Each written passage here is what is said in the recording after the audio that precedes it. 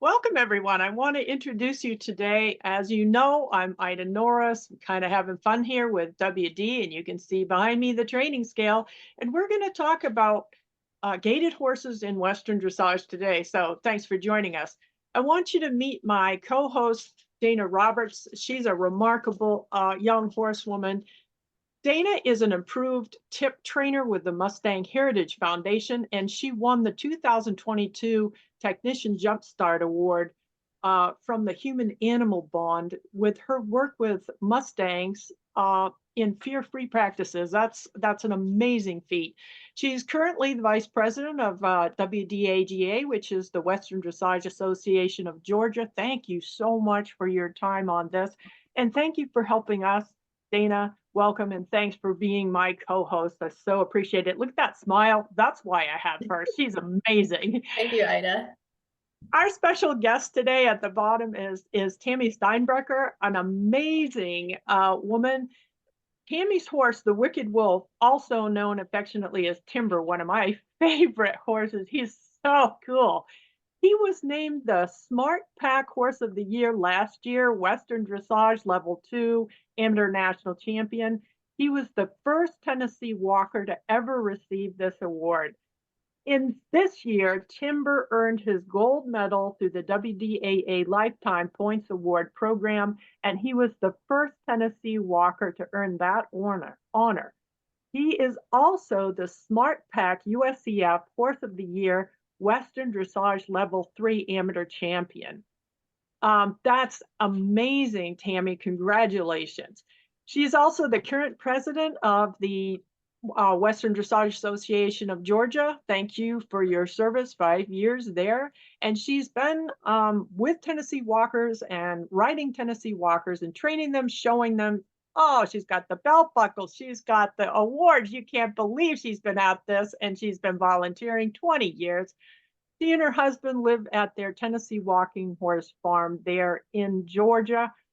Thank you for being our guest. We're excited to talk to you today. Thank you for having me on. We're excited. Dayna's kind of going to run some of our questions here today. I know that she's been all primed here, so we're going to let her take over just a little bit here today. Awesome. So first off, Tammy, I just want to know, how did you get started with Ida? Oh, that's kind of a fun story. I was at the 2022 Western Dressage World Championship show, and every year they have a silent auction.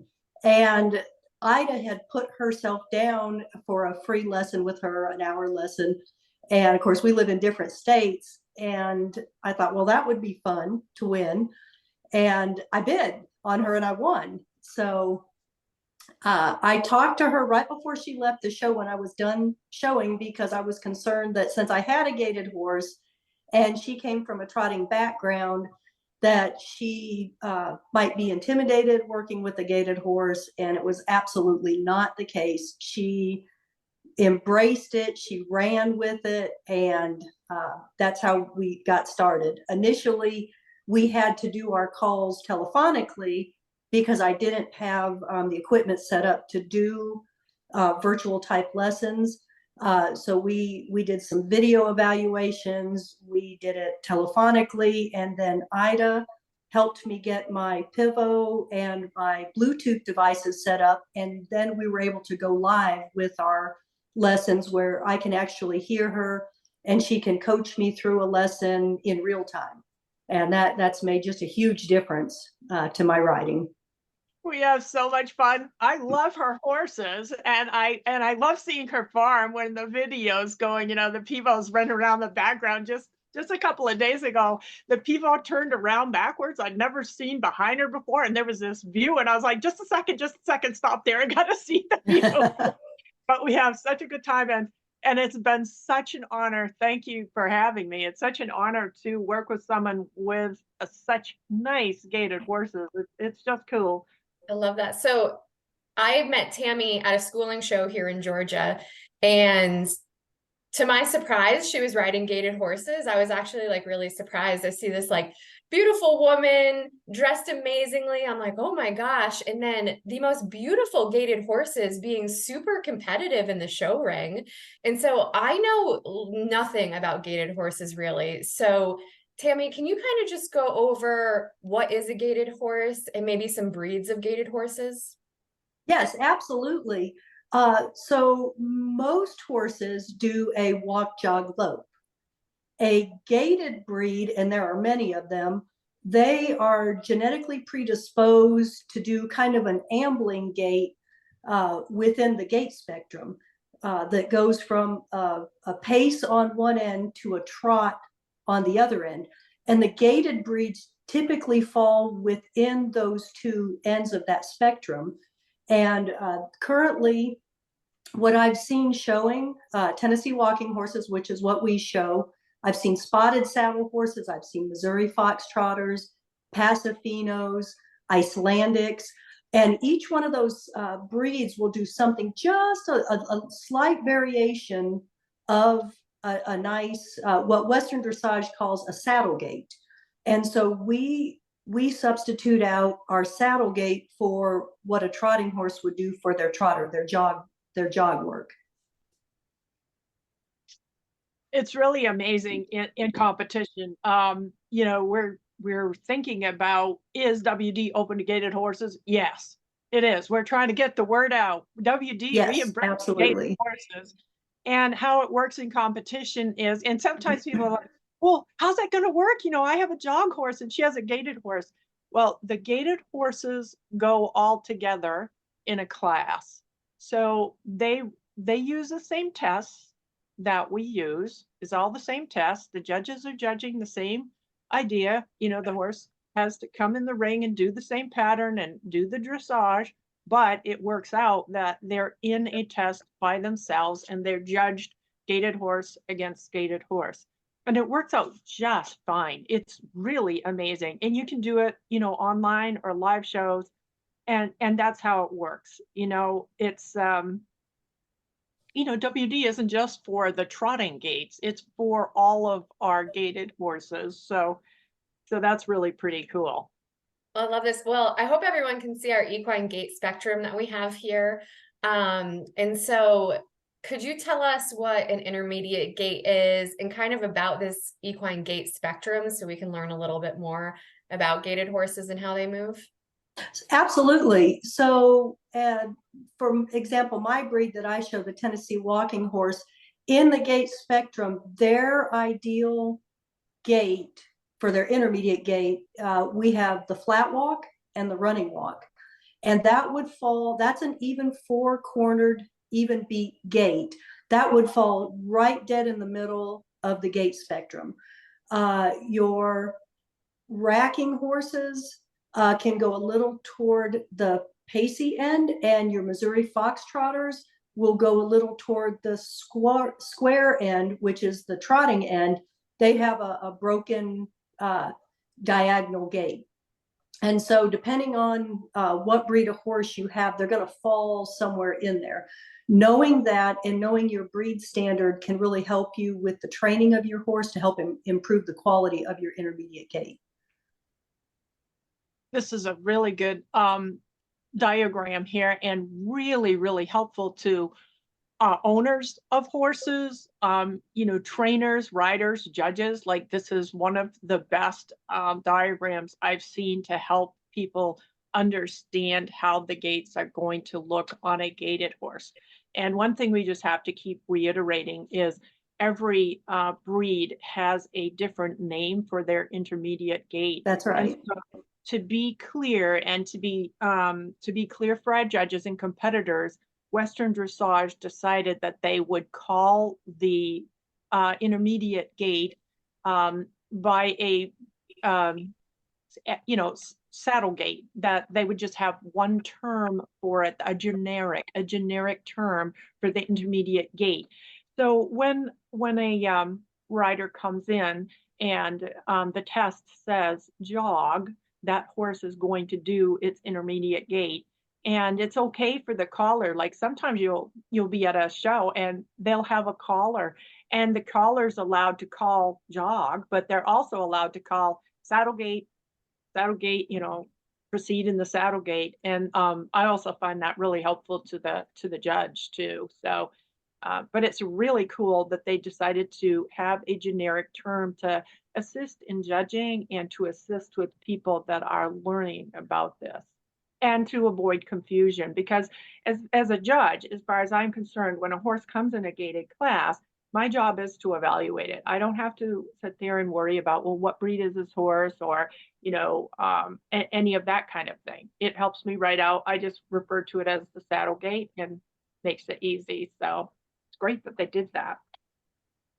Right, and that's one thing that really drew me to Western Dressage, is they're very open to all breeds of horses and mules, be it a jog or a saddle gate. They're very welcoming, and they have a section on their website specifically for gated horses. They try to get that education out there for someone such as myself coming into the organization, so we can see where we fit in there, and really have enjoyed our time with them. So I have a question, Tammy. So, if I get a gated horse and it's registered Tennessee walking horse or whatever breed I get that's gated, is it guaranteed that it's going to do that breed standard gait, or how much work do you have to put in to get a good gait? That's an excellent question, Dana. Chances are, because of genetics, it is going to do an intermediate gait, some form of an ambling gait. But to find out what the breed standard gaits are, if you can go to the different breed organization registries, like for me, I would go to the Tennessee Walking Horse Breeders and Exhibitors Association website, and they actually have a place on there entitled Gaits, and you can click on that, and it will tell you the breed standard that they expect to see out of that particular horse. And you can do that with the Missouri Foxtrotters and the Pasafinos, and that gives you a good starting place. But just because they're born with papers doesn't mean they're going to do the breed standard gait easily. That's where the work and the training, you hope you've got good confirmation to make that gait fairly easy for them. But there's a lot of work that goes into bringing that into a standard gait that's consistent. Perfect. And Ida, does my horse need to be registered with a gated breed association to be in a Western Dressage gated class? No, it's just like a regular Western Dressage class. Like, I don't know when you come in front of me what breed your horse is. I don't know if it's registered or not. And luckily it's the same. Like, it doesn't have to be registered. In fact, a lot of these horses are sometimes several breeds together, maybe a Tennessee Walker crossed with something else, but the horse still gaits. And so it doesn't have to be registered as a Tennessee walking horse to be in there gating. It's just you go to the show organizer and you say, I have a gated horse, it gaits, and you go in the gated class. It doesn't have to be registered in any way. So that's cool, because it's the thing where it's not limiting at all. Everyone's welcome. Yeah, I love That's that about right. Western Dressage. So that's amazing. And so, Tammy, what's your experience working in Western Dressage with Ida, with your gated horse, and like improving the gait? And then I guess another question is, are the aids different at all for a gated horse to ask them to do movements? Great questions. To the first one, it's been a wonderful year working with Ida. Technologically, the stuff I've learned using my Pivo, I never thought I would be doing that. But Ida just brings a wealth of knowledge of training in general, just to a horse, irregardless of the breed. And everything that she's been working with me this past year has helped all of my horses develop muscularly, their suppleness, their regularity of their gaits, the flexibility, and then just her giving me the knowledge of to help train them and progress through the dressage up through the levels has really helped a lot. As to the aids, It does kind of depend. Like you still want to be a very balanced rider on them. You want to have a nice alignment because your balance will greatly affect their way of going. So you want to be a balanced, soft rider. The canter aids, honestly, are the same as a trotting horse's canter aids. And our transitions, our hand halts, we pretty much ask the same way. So it's not been anything she's had to tweak for me specifically because I'm riding a gaited horse. Perfect. Yeah, And then, yeah. I think our expectations are the same is where we're going here. I think. Yes.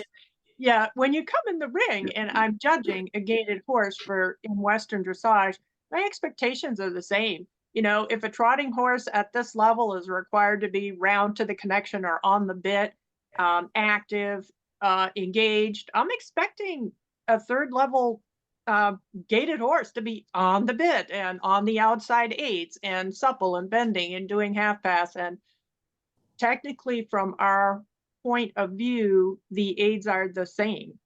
And most of the intermediate gait, because the horses range from somewhere between a stepping, pace walking sort of gait to the more square trot, a little bit squarer. But those aids are all very similar. Like we're using all those aids on the trotting horses anyway. So these are basically the same aids, and all the lateral work aids and all the flying change aids and all the half halts, those are all the same aids. That's right. So that's great. And our expectations of the gaited horses are the same. Sometimes I have people come that are kind of like, well, he has a lot of neck oscillation and he really can't come round to the bridle. No, no, no, that's a misconception. They all can work through their back. They all can be more balanced. They can all be soft to the connection and giving to the hand and more free, and harmonious, and in balance. All of the expectations that we have for trotting horses, all of our gaited horses are amazing. They can do all of that. We have to ask them, and we have to work that out and be better trainers and good riders. And I like that Tammy said, she had to think about being balanced and stuff, because all riders, all of us at all levels, we have to be aligned and we have to be even and we have to be soft. And so they're lucky. They may not get as much jostling as those of us that are trying to sit the jog, because those lovely, lovely backs that are just going like this. But it doesn't mean that they don't have to be super even and super level. They have to be really good riders. It's not any easier for them, believe me. so I guess Tammy, yeah, Tammy will tell you, like I'm going, sit up, be even. Yes, it's hard, especially as you move up the levels and you get into a lot of the lateral work. I can appreciate my trotting competitors. It's just hard, no matter what horse you're on, and asking the right way. It's going to affect a gaited horse just like it's going to affect a trot jog horse. So I guess this is debunking the biggest misconception about gaited horses, is that I think some people have an idea that they can't do these upper level movements, but that's not true, right? Right. That's what I'm finding out as a rider, that there's nothing you can't do with them. And you have to find the right help and seek out that knowledge, but they can do it just like a trotting horse can. Perfect. Well, Tammy, do you have any advice on where somebody could find help if they needed help with their gaited horse in Western dressage? Yes, absolutely. On the WDAA website, they have a wonderful section where you can look for professionals that teach Western dressage. Also on the judges page, many of the judges do more than just judge, such as Ida. They do lessons, they do clinics. They have a really good network of information there that you can seek out. And one of the things that I've learned this last year is it doesn't have to be just a gaited specific person that can help you. You actually want to find somebody that's well versed in dressage and Western dressage. And if that person is good, they will help you progress within it. And like with Ida, just making sure that they're comfortable with working with a gaited horse. Hopefully you'll find someone such as Ida that is just willing to jump right in there and just run with it. And that's how I feel like you're going to really progress in this sport. Perfect.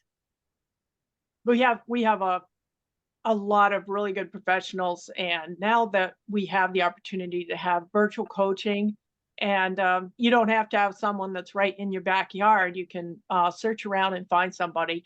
So I think the thing about finding an instructor is somebody that has the patience to work with you, that has the expertise that you're looking for, and seems to be an emotional matchup for you, your level of enthusiasm and their way of communication, which works well with you. And then you can pick anyone. If you can do virtual teaching, you don't have to rely on just getting to a clinic or getting to a live lesson every week. You can really reach out and have some real growth when you can connect with people through this opportunity that we have now with all this new media opportunities, all this Yes. video, live. This was So great. I really enjoy learning about the gaited horse. I think it's really neat, that I see them in Western dressage showing and competing. Is there any other big points about gaited horses that somebody like myself who doesn't know much should know about them? I feel like they're just a really good, easygoing breed of horse. You can trail ride on them. You can show them. You can just have fun with them at home. There's, like I said, there's nothing they can't do. Um, and I feel like the best way to get started is to ride one. You'd be surprised how smooth they are when they're in their correct gait. Yet they can be very powerful feeling with that gait. They have a lot of push from behind. Whereas it's a different feel. You don't have to post. It is in the walking horses, they call it the glide ride. And it really does feel like that. You feel the power, but it's a very gliding, smooth, even type of gait. They're just a fun breed to be around. That sounds fun. I really kind of want to go ride one now. Well, when we see oh, each other at the next show, I'm going to have to put you up on one. Oh, that's so exciting. my favorite horse, Timber. All right. Thank you, ladies. This was so productive today. I hope all of you out there will appreciate gaited horses more. And look out for us next time. We will be producing more information shortly about gaited horses, and keep looking at us on Ida Norris Dressage YouTube. We appreciate you being with us. Thank you, Dayna, and thank you, Tammy. Until next time, hug your horses for me. Take care, girls, and bye. Thank Thank you all. you. Bye. Bye. If you like the information we provided today, please go ahead and subscribe, like, and share Ida Norris Dressage. You can also find her at idanorrisdressage.com and also on Facebook at Ida Norris Western Dressage. Thank you.